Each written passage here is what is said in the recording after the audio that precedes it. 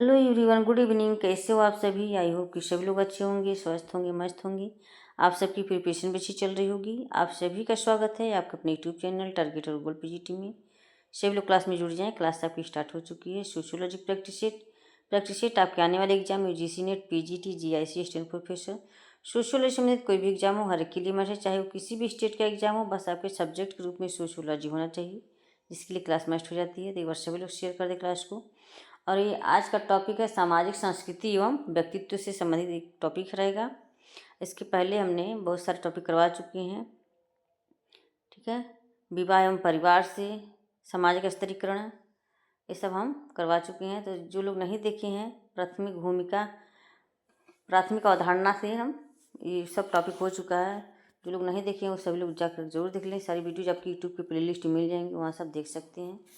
आज का ये फर्स्ट क्वेश्चन है, भूमिका अक्षमता की अवधारणा का प्रतिपादन किसने किया? भूमिका अक्षमता की अवधारणा का प्रतिपादन किसने किया? R K. Merton, E M. Lemert, E. Goffman, H D. Kirk. तो क्या हो जाए, भूमिका अक्षमता की अवधारणा का प्रतिपादन किसने किया था? तो ये एच.डी. कीर्क ने किए थे। ऑप्शन डी हो जाएगा राइट आंसर। परिस्थिति भूमिका की बात मॉर्टन करते हैं। परिस्थिति भूमिका की बात मॉर्टन करते हैं। और भूमिका दूरी की बात ई. गॉफमैन करते हैं। भूमिका दूरी ई. गॉफमैन और परिस्थिति भूमिका की बात आर.के. मॉर्टन करते हैं। और इसका राइट आंसर भूमिका अक्षमता की अवधारणा एच.डी. कीर्क करते हैं। नेक्स्ट है, सामाजिक संरचना शब्द का सर्वप्रथम प्रयोग किसने किया? सामाजिक संरचना शब्द का सर्वप्रथम प्रयोग किसने किया? Talcott Parsons, Herbert Spencer, A. R. Radcliffe Brown, B. Malinowski. सामाजिक संरचना शब्द का सर्वप्रथम प्रयोग किसने किया? सामाजिक संरचना शब्द का सर्वप्रथम प्रयोग किसने किया था? इसका राइट आंसर क्या हो जाएंगे, सभी कमेंट को बताएं। Talcott Parsons, Herbert Spencer, A. R. Radcliffe Brown, B. Malinowski. तो ये हर्बर्ट स्पेंसर हो जाएंगे, ऑप्शन बी। नेक्स्ट क्वेश्चन है, सामाजिक मूल्य है, क्या है ये? नीतिपरक आदर्श, विश्वास, नियम, मानदंड। सामाजिक मूल्य, तो यहाँ पे क्या हो जाएंगे? यहाँ पे नियम और मानदंड हो जाएंगे। यहाँ पे नियम, नीतिपरक आदर्श, सामाजिक मूल्य होता है नीतिपरक आदर्श और मानदंड, 1 और 4 हो जाएंगे, option D right answer, option D. Next question है, भूमिका और परिस्थिति के संदर्भ में सही कथन का चयन कीजिए। भूमिका और परिस्थिति के संदर्भ में सही कथन का चयन कीजिए। भूमिका वह कार्य है जिसे एक व्यक्ति प्रत्येक परिस्थिति के अनुरूप संपन्न करता है। अब भूमिका और परिस्थिति में कोई संबंध नहीं है। नीचे दिए गए कूटों से सही उत्तर चुनिए।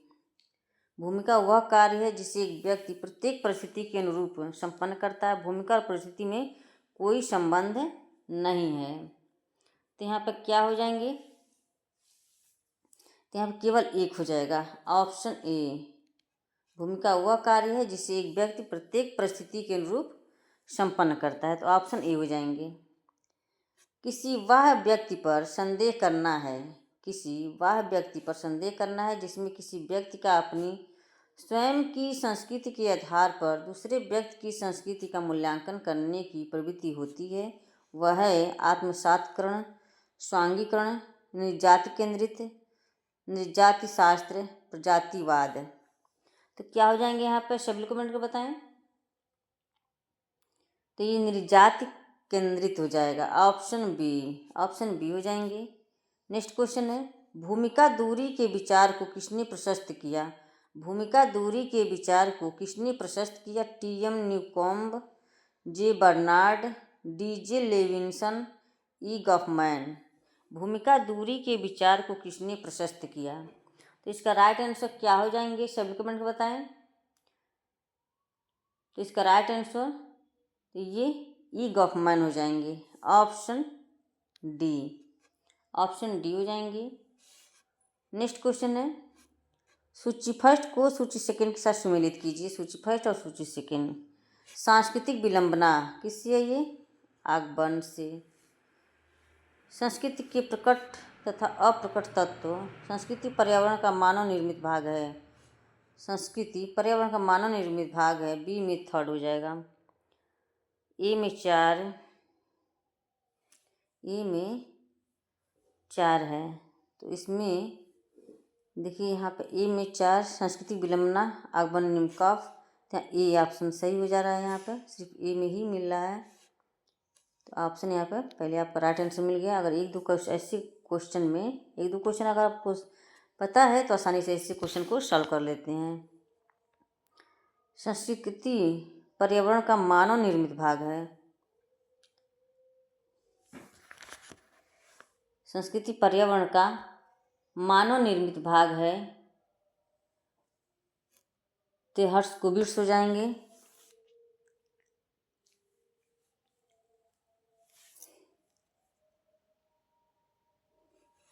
हर्ष को बिट्स संस्कृति के प्रकट तथा अप्रकट तत्व। संस्कृति के प्रकट तथा अप्रकट तत्व क्लूखॉन, अधिवैयक्तिक तथा अधिशायवी क्रोवर।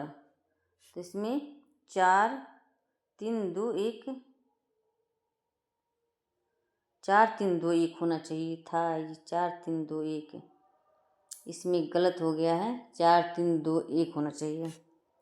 4 3 2 1 4 3 2 1 राइट आंसर होगा। 4 3 2 1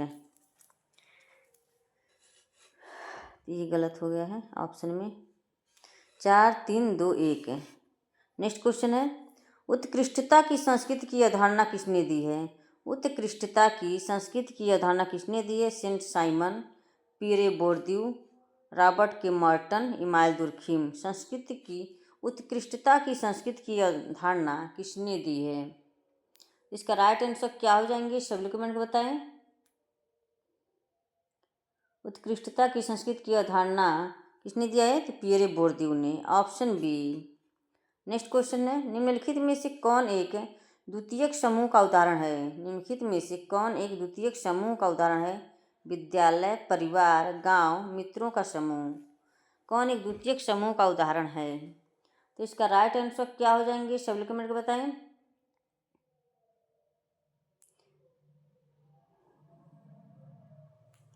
तो इसमें विद्यालय जो है द्वितीयक समूह का उदाहरण है। इसमें परिवार, गांव, मित्रों का समूह ये प्राथमिक हो जाता है। नेक्स्ट क्वेश्चन है, सरल समाजों में किस प्रकार की सामाजिक एकता पाई जाती है? सरल समाजों में किस प्रकार की सामाजिक एकता पाई जाती है? सामाजिक एकता, शारीरिक एकता, यांत्रिक एकता, तकनीकी एकता। इसका राइट आंसर क्या हो जाएंगे? सब लोग कमेंट में बताएं।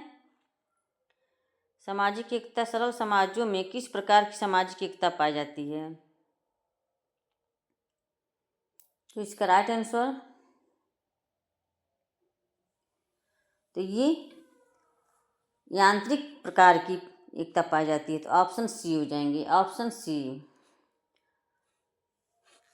इस सरल समाजों में किस प्रकार की सामाजिक एकता पाई जाती है? यांत्रिक एकता और शारीरिक एकता की अवधारणा ये इमाइल दुर्खिम देते हैं।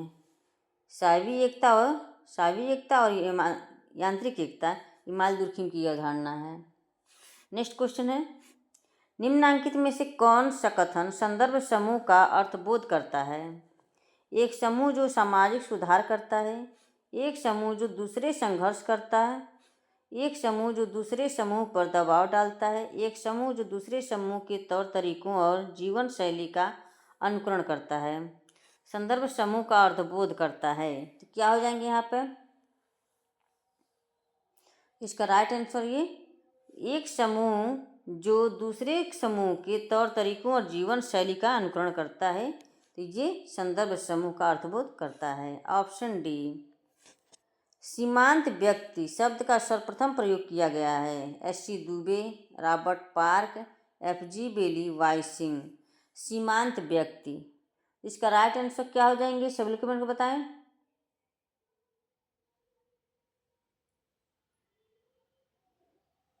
इसका राइट आंसर क्या हो जाएंगे? तो ये रॉबर्ट पार्क है। ऑप्शन बी सीमांत व्यक्ति शब्द का सर्वप्रथम प्रयोग किया था रॉबर्ट पार्क ने। ऐसे तो इस शब्द का सर्वप्रथम प्रयोग स्टोन क्विस्ट ने 1937 में किया था। इनके बाद तो ये रॉबर्ट पार्क करते हैं। तो ऑप्शन बी। संदर्भ समूह व्यवहार का विस्तृत सैद्धांतिक विश्लेषण किसने प्रस्तुत किया है? संदर्भ समूह व्यवहार का विस्तृत सैद्धांतिक विश्लेषण किसने प्रस्तुत किया है? आर.के. मॉर्टन तथा पी.बी. Young, CH. कूले एवं एच.एच. हाइमन। पी.बी. यंग एवं सी.एच. कूले, एच.एच. हाइमन और तथा आर.के. मॉर्टन। संदर्भ समूह व्यवहार का विस्तृत सैद्धांतिक विश्लेषण किसने किया है? तो इसका राइट आंसर क्या हो जाएंगे? सभी लोग कमेंट बताएं। तो इसका राइट आंसर एच.एच. हाइमन और आर.के. मॉर्टन ने किया है। Option D. नेक्स्ट क्वेश्चन है, पर संस्कृति ग्रहण का प्रमुख कारण है। पर संस्कृति ग्रहण का प्रमुख कारण है सांस्कृतिक संपर्क, संस्कृति का हस्तांतरण, दोनों ए और बी, इनमें से कोई नहीं। पर संस्कृति ग्रहण का प्रमुख कारण है। इसका राइट आंसर क्या हो जाएंगे यहाँ पे? तो इसमें सांस्कृतिक संपर्क, संस्कृति का हस्तांतरण, ए और बी दोनों हो जाएंगे। Option C. नेक्स्ट क्वेश्चन है, फ्रेंड्स सभी लोग शेयर कर दें क्लास को। क्लास से पहली बार जुड़े हैं प्लीज़ चैनल को सब्सक्राइब कर लें। जितने लोग वाचिंग कर रहे हैं सभी लोग ज़्यादा से ज़्यादा क्लास को शेयर कर दें आप लोग। निम्नांकित में से किसने परिस्थिति को आधारभूत परिस्थिति, प्रभावी परिस्थिति और नियंत्रणकारी परिस्थिति के रूप में वर्गीकृत किया है? निम्नांकित में से किसने परिस्थिति को आधारभूत परिस्थिति, प्रभावी परिस्थिति और नियंत्रणकारी परिस्थिति के रूप में वर्गीकृत किया है? T. Parsons, R. Bierstedt, K. Davis, R K. Merton. तो इसका राइट आंसर क्या हो जाएंगे? सभी लोग कमेंट कर बताएं। इसका राइट आंसर तो ये आर.के. मॉर्टन हो जाएंगे। Option D. नेक्स्ट क्वेश्चन है, किसने समाजीकरण की विवेचना जेनेसिस वंशानुगत तथा टेलिसिस पर्यावरण के आधार पर की है? किसने समाजीकरण की विवेचना टेनिसिस यानी कि वंशानुगत तथा टेलिसिस पर्यावरण के आधार पर की है? F. H. Giddings, L. F. Ward, C. H. Cooley, S. Mead. तो इसका राइट आंसर क्या हो जाएंगे? सभी लोग कमेंट को बताएं। तो इसका right answer L. F. Ward हो जाएंगे। Option B. ऑप्शन बी हो जाएंगे। नेक्स्ट क्वेश्चन है, श्रोतागण बस यात्री तथा फुटबॉल मैच देख रहे लोगों का समूह है। श्रोतागण बस यात्री तथा फुटबॉल मैच देख रहे लोगों का समूह है। सहयोगी समूह, समुच्चय समूह, सामाजिक समूह, इनमें से कोई नहीं। तो क्या हो जाएंगे यहाँ पर? सभी लोग कमेंट कर बताएं। इसका राइट आंसर श्रोतागण बस यात्री तथा फुटबॉल मैच देख रहे लोगों का समूह क्या है? ये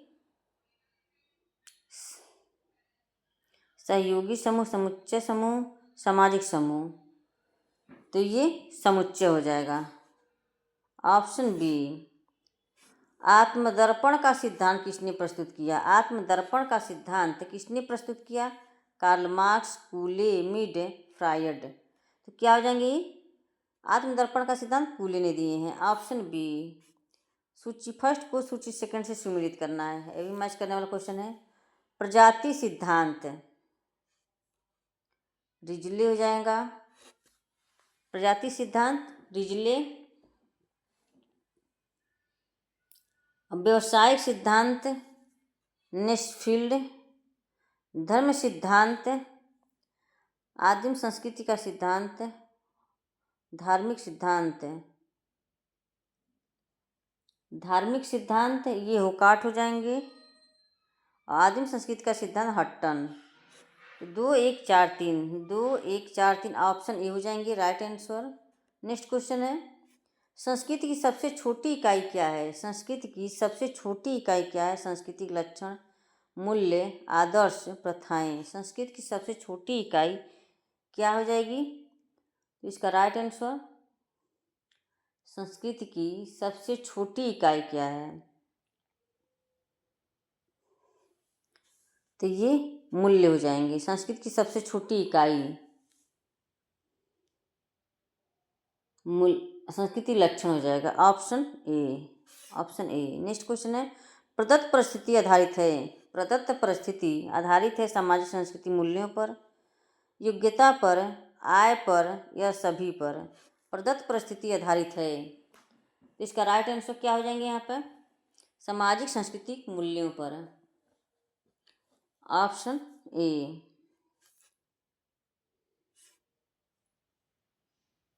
नेक्स्ट क्वेश्चन है, निम्नांकित में से कौन सी प्रदत्त परिस्थिति नहीं है? निम्नांकित में से कौन सी प्रदत्त परिस्थिति नहीं है? आयु, लिंग, शिक्षा, नातेदारी। तो प्रदत्त परिस्थिति नहीं है, तो प्रदत्त परिस्थिति क्या होती है? जो जन्म आधारित होती है। तो आयु, लिंग, शिक्षा, नातेदारी।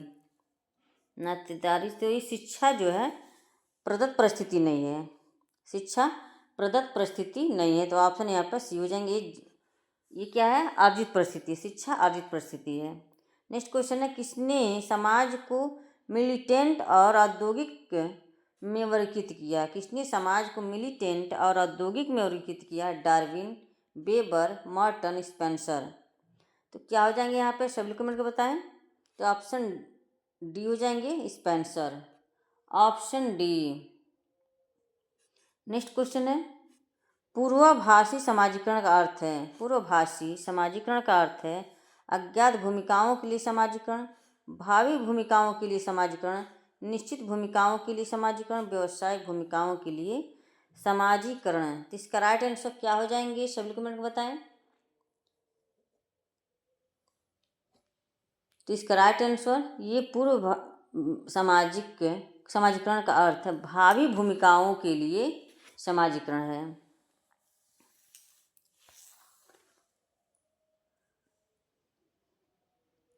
तो ये भावी भूमिकाओं के लिए समाजीकरण है। तो ऑप्शन यहाँ पर बी।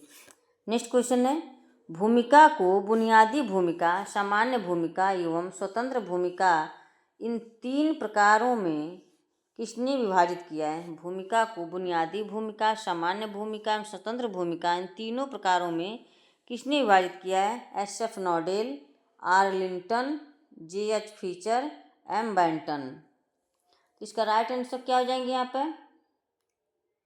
तो ये M बेंटन ने भूमिका को निम्न तीन प्रकारों में विभाजित किया: बुनियादी भूमिका, सामान्य भूमिका, स्वतंत्र भूमिका, ऑप्शन डी। नेक्स्ट क्वेश्चन है, निम्नलिखित में से कौन सा सांस्कृतिक बदलाव का अग्रदूत नहीं है? अग्रदूत नहीं है, अन्य संस्कृतियों के साथ संपर्क, सांस्कृतिक अनुकूलन, क्रांति, सांस्कृतिक लक्षण का प्रसार। तो क्या हो जाएंगे यहाँ पर? सभी लोग मिलकर बताएं।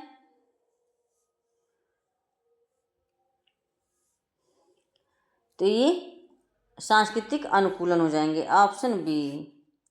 नेक्स्ट क्वेश्चन है, अभौतिक संस्कृति की अवधारणा किसने दी है? अभौतिक संस्कृति की अवधारणा किसने दी है? Sorokin, Max Weber, Pareto, Ogburn. भौतिक एवं अभौतिक संस्कृति की अवधारणा किसने दी है? ऑकबर्न ने, ऑप्शन बी, ऑप्शन डी हो जाएंगे। इनकी सोशल चेंज इनकी पुस्तक है, इसी पुस्तक में इन्होंने भौतिक व अभौतिक संस्कृति की अवधारणा की उन्होंने चर्चा की है।